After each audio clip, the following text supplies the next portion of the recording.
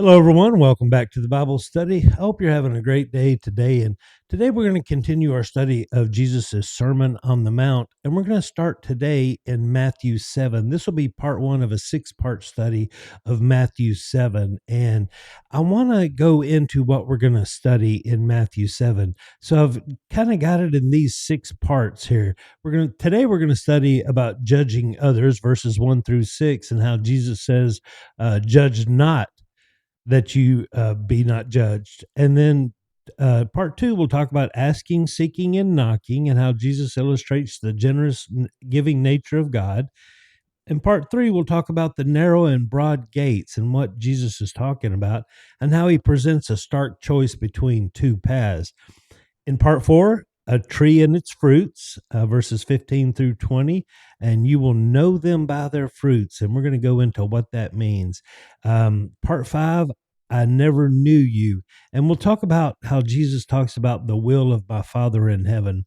And part 6, we'll talk about the wise and the foolish. And this is where Jesus ends his Sermon on the Mount. And he's distinguishing two types of builders facing the exact same storms. And I can't wait to get to that part. So today we'll talk about judging others in Matthew 7, verses 1 through 6. I'll read it here, and you can follow along with me in your Bible, or follow along with me here. And Jesus talks about judging others. He says, do not judge, or you too will be judged. For in the same way you judge others, you will be judged. And with the measure you use, it will be measured to you. Why do you look at the speck of sawdust in your brother's eye and pay no attention to the plank in your own eye?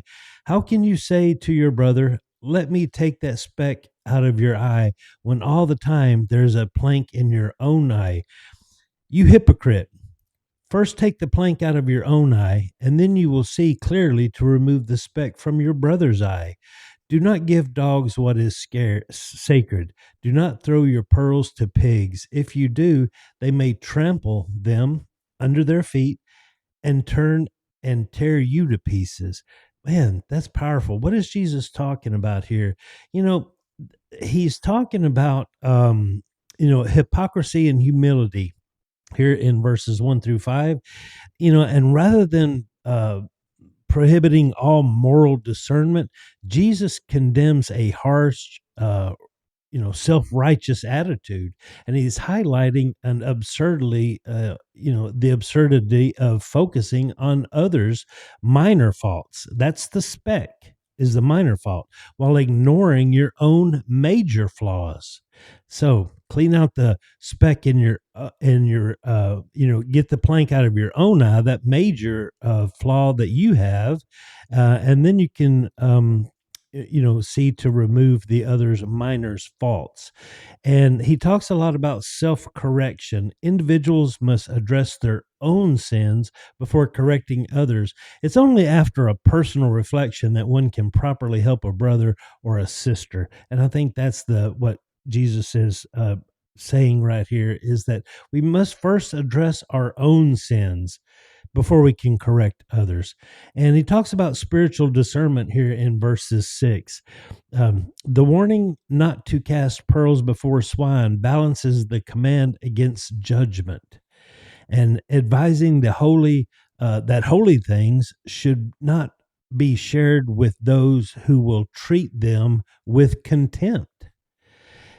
I think that's a powerful statement right there. Again, he's warning not to cast your pearls before swine, and that it's a commandment that he's doing here. And he's advising that holy things should not be shared with those who will treat them with contempt.